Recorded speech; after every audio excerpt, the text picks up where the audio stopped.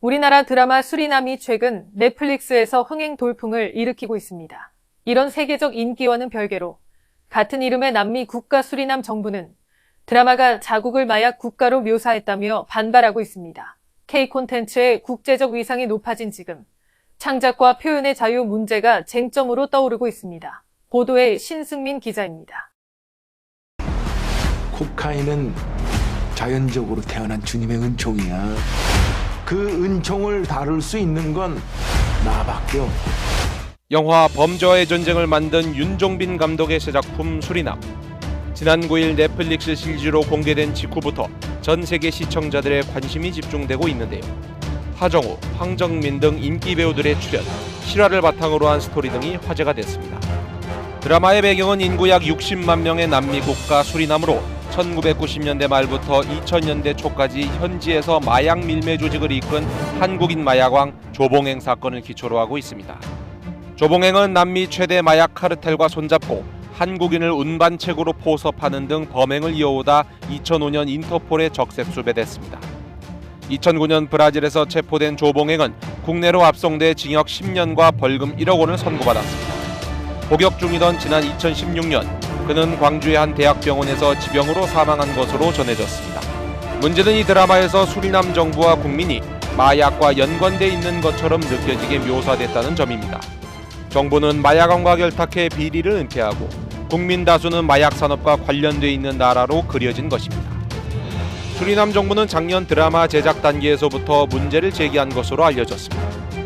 외교부가 영어 제목에서는 나라 이름을 넣지 않는 것으로 중지에 나섰지만 결과적으로 분쟁이 발생하게 됐습니다. 지난 12일 알베르트 람딘 수리남 외교장관은 기자회견에서 드라마에 나온 것이 사실이든 아니든 자국에 대한 부정적인 인식을 야기한다며 제작사를 상대로 법적 대응 가능성을 검토하고 있다고 밝혔습니다. 외교 마찰로 비하할 가능성이 제기되자 주 베네수엘라 한국 대사관은 교민들에게 안전에 유의해달라고 공지했고 우리 외교부도 대응에 나설 것이라고 밝혔습니다.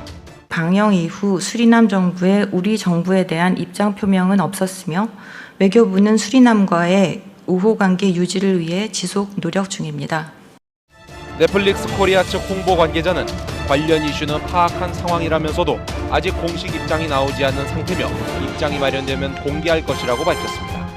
우려의 그 시선으로 볼 수밖에 없는 부분이 이전에 우리가 뭐 마약이라든지 폭력과 관련된 영상물들에서 보면 중국이라든지 일본도 마찬가지고 네네. 이런 나라들의 어떤 그 집단들과 연결되면 하지만 그 나라들은 이미 세계에 많이 알려져 있고 수리남과 같이 정말 어디에 붙어 있는지도 모르는 나라를 이렇게 딱 아주 그 국가명을 프로그램의 제목으로 썼을 때는 완전한 오해를 하기가 쉬운 거죠. 굉장히 그런 부분에서 좀 덜 섬세했고 살짝 오만함도 있지 않았을까 하는 생각은 저는 충분히 들어요. 넌 누구야?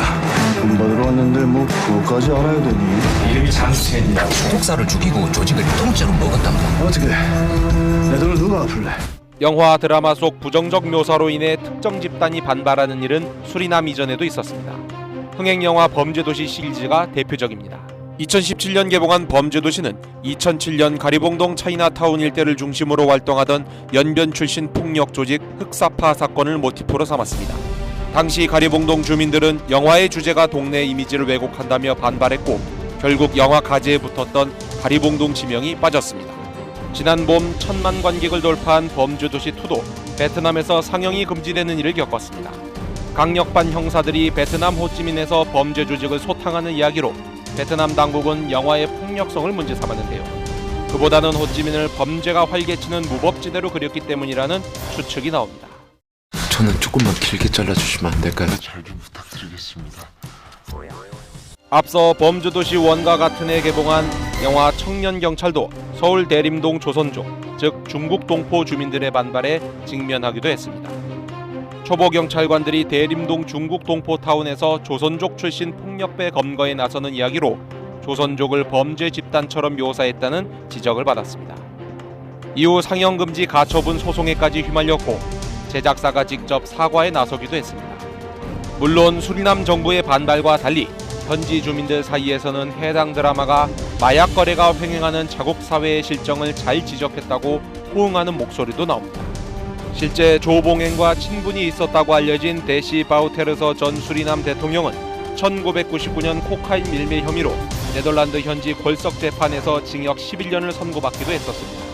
그렇지만 전문가들은 이야기 배경의 실화 여부를 떠나서 어떤 영화나 드라마가 국가 등 특정 집단을 소재로 삼아 부정적으로 묘사할 때는 보다 신중한 접근과 성찰적 연출이 필요하다고 지적합니다. 도입부를 그렇게 시작을 했을 때 수리남이라고 하는 어떤 작은 국가를 명확하게 타겟팅을 하고 들어가거든요. 그러고 나서 이제 뭐 엄청난 이야기들을 풀어내고 있는 건데, 그때 수리남이라는 나라에 대한 그러니까 이미지 폭행이라고 할까? 문화 콘텐츠들이 의도하지 않게 부수적으로 확산될 수 있는 어떤 그런 이미지이기도 하다라는 점에서, 특히나 요즘처럼 국경이 없어져 버린 OTT 플랫폼 시대에는 좀 고민해야 되는, 배려해야 되는 부분들이 더 많이 늘어나고 있는 거라고 좀 봐야 되고. K 콘텐츠의 국제적 관심이 집중되는 지금 보다 섬세한 제작과 연출의 고민이 요구되고 있습니다. KBS 뉴스 신승민입니다.